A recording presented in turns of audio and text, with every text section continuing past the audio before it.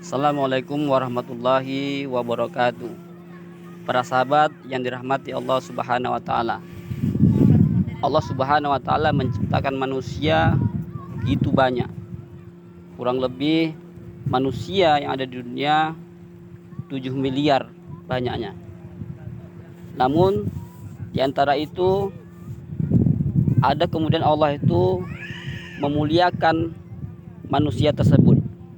Salah satunya yaitu Allah memuliakan dengan manusia itu Islam atau Muslim.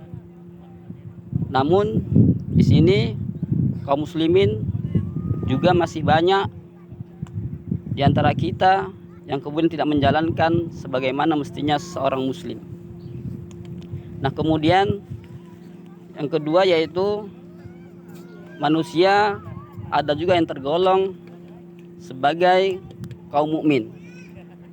Nah, ini identik dengan kesolehan individu.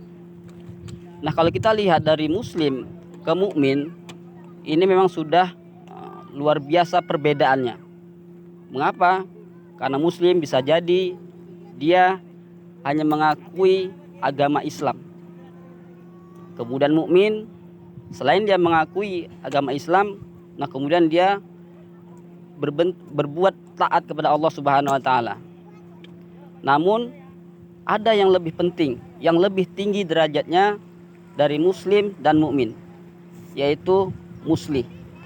Mengapa? Karena muslih ini jauh lebih berat ketimbang muslim dan mukmin. Kalau kita lihat muslim hanya mengakui bahwasanya dia beragama Islam. Nah, kemudian kalau mukmin dia menyibukkan diri dengan ketaatan kepada Allah Subhanahu wa taala.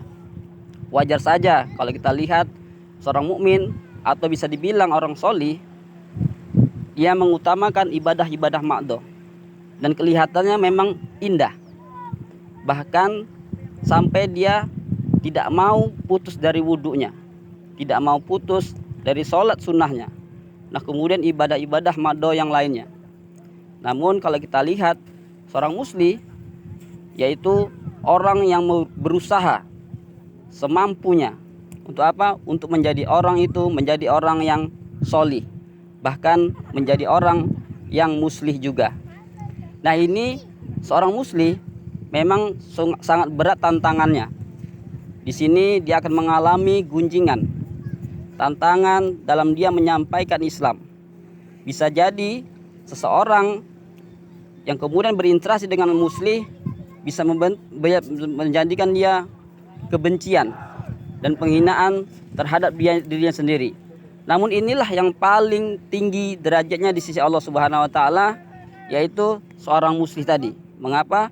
Karena dia berusaha supaya bagaimana kaum muslimin dan orang mukmin lebih taat kepada Allah Subhanahu wa taala. Nah, inilah makanya dari situ sebagai umat Islam, hendaknya kita menuju kepada yang muslih. Enggak mencukupkan hanya kepada muslim, enggak mencukupkan kepada seseorang itu menjadi orang yang solih, namun bagaimana dia juga menjadi orang muslih.